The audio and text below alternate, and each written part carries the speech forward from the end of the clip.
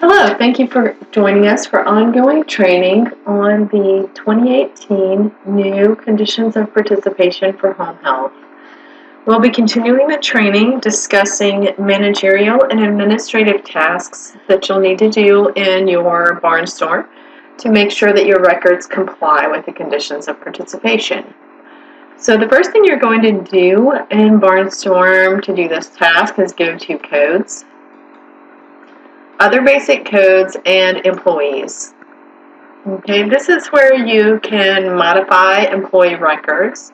You can do that by looking up an employee by last name and then selecting the employee, and this allows you to modify the employee record.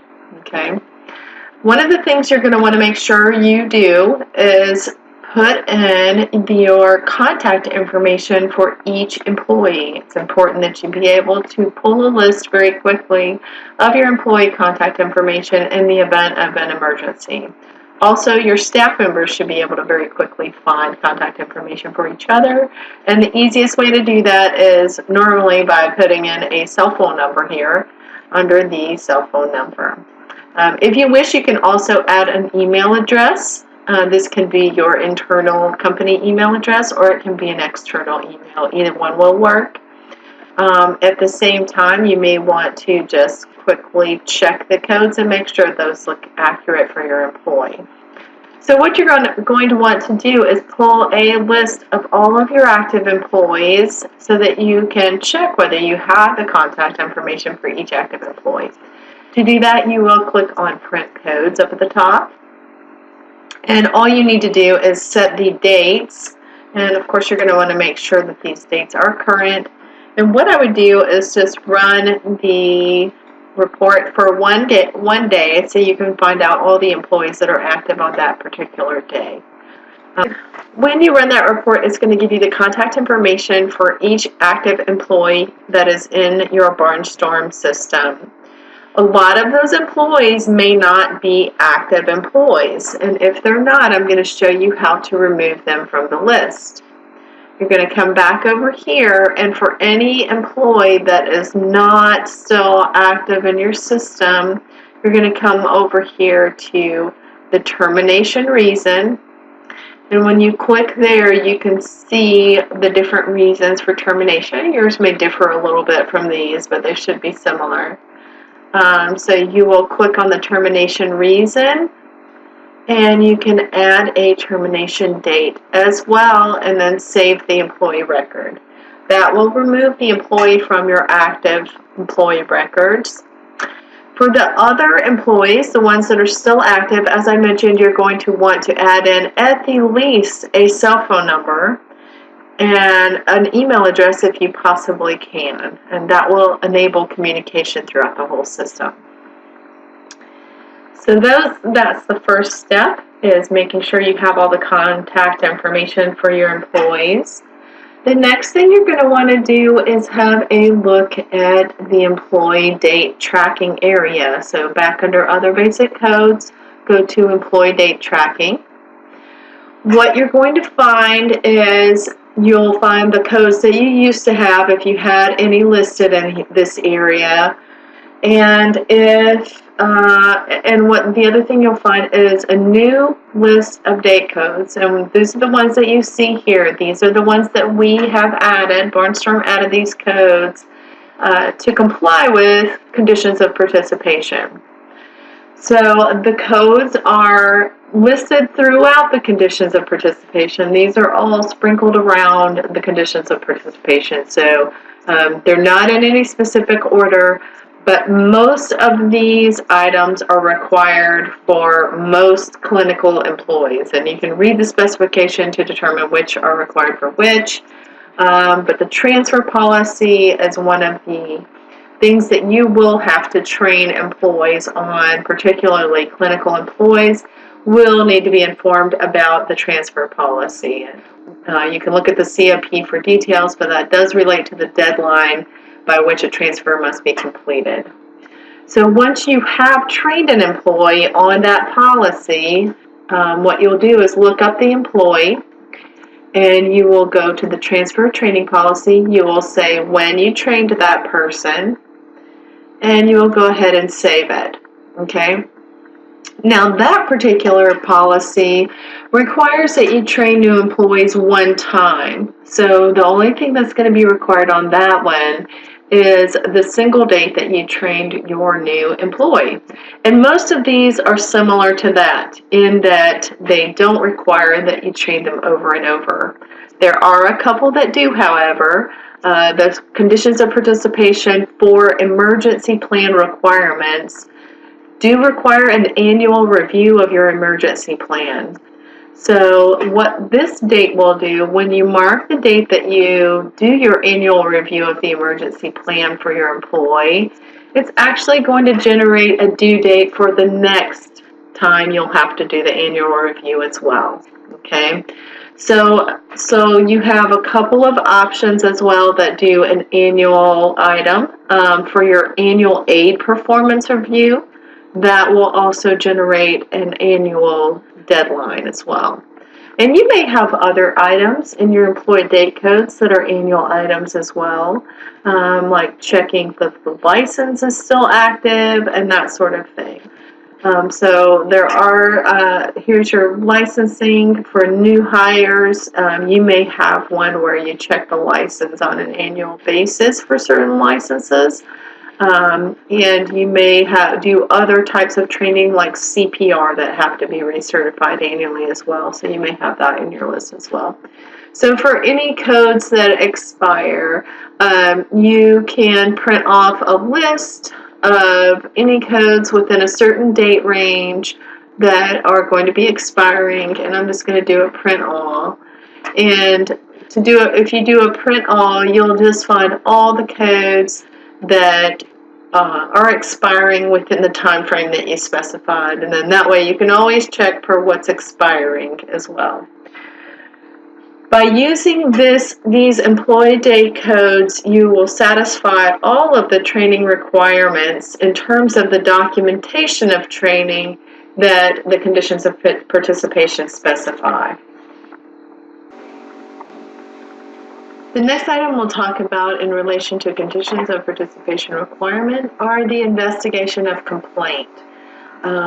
This requirement is going to be met in Barnestorm by creating a care coordination note. You may be familiar with this method. If you get a complaint on a patient, the way you're going to record it is by looking up the patient, going to care coordination. You will start a new CCN. You can indicate a from and to if you like, but you're going to use the topic investigation of complaint. This topic has been added for you by Barnestorm, so then you can document the complaint here and you can save your CCN when you're done. Doing it this way means that you'll be able to look up all your investigation of complaints quickly by using the report option under care coordination note. So that's how you'll use the investigation of complaint option in Barnestorm. The next item in conditions of participation is doctor communication. You should use orders, and you can edit orders. The clinicians have this in point of care if you use that part of the system as well. You should use orders to communicate with all of the doctors associated with your patients. And you can click on the doctor here that is the primary doctor, and you can type in any other doctor as well so that you can create supplemental orders that go to each doctor in the system. We'll also talk about the portal system, which will give you another way to communicate with doctors as well. So that gives you some options on how to communicate with the doctors.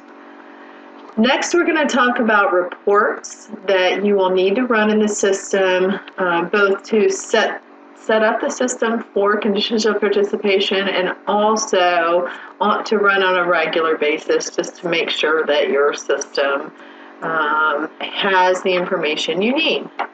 So one of those reports is your falls reports, and this is reports on patient falls. So report number 0705. If you report your fall statistics, this is the report that will pull that information for you on a regular basis. You can, if you use this is only if you use full history in the point of care, that will allow you to record this information. And that is done on a per visit basis for each patient. So when you record that information, you can find your fall risk assessments for high-risk patients. You can pull your stats monthly and quarterly, or you can just look up the fall history to see which patients have had falls in any given time frame. So this report will pull those stats for you. In terms of hospitalizations, the first thing you're going to want to run is report 13.29. This report pulls OASIS statistics, and one of the statistics it will pull is hospitalizations. So there is a hospital option on this report. If you pull the hospital option and run that report off, it will give you the hospital as well as the hospitalization dates that were recorded on the OASIS. So what you want to do is run this report for the last 6 months and provide this report to your clerical staff and have them document under facility history the hospitalizations for patients. Once you have the hospitalizations recorded under facility history, you can use the hospitalization reports. We have a few of those. You have 13.17.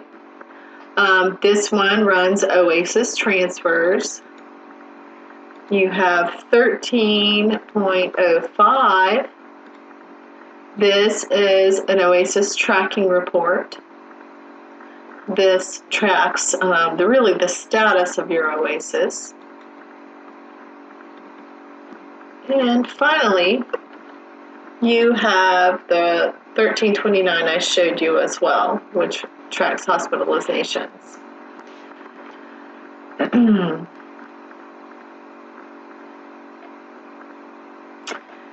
In addition to tracking hospitalizations, you may want to track OASIS progress. To do that, you can use some of the similar reports. 13.42 will allow you to track your OASIS stats. And this report will pull stats over a certain period of time so that you can look at progress. You can also use report 1305 and report 13.17 for this as well. All of these reports are listed on the document associated with this item, so you don't have to write them down at this point. For your high-risk patients, once the risk is recorded on the emergency tab in the referral, you can use report 0105. This will pull an emergency report for your patients. You can organize this report by patient name, risk level, case manager, county, or team. So if, for example, you divide your patients into team, you may want to use the team divider as the primary sequence and the risk level as a secondary sequence. What that means is it'll give you a list by team with the high-risk patients first and the medium second and the low-risk patients last. So it's a good way to get a very quick list for your patients that would include your emergency evacuation requirements for your emergency plan. And this is the report that we pull that will allow you to do that. You may also want to have a look at report 0118. This is your patients with oxygen. And again, you can do this one by team as well.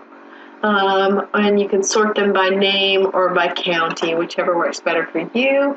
But this will pull a list of your patients with oxygen. This concludes the list of administrative items that you can use. If you want to, you can refer to the document that goes with this recording, and that gives a list of all of the reports that you may want to use. There may be additional reports added later on to the list, so please check back for new reports. Thank you for listening.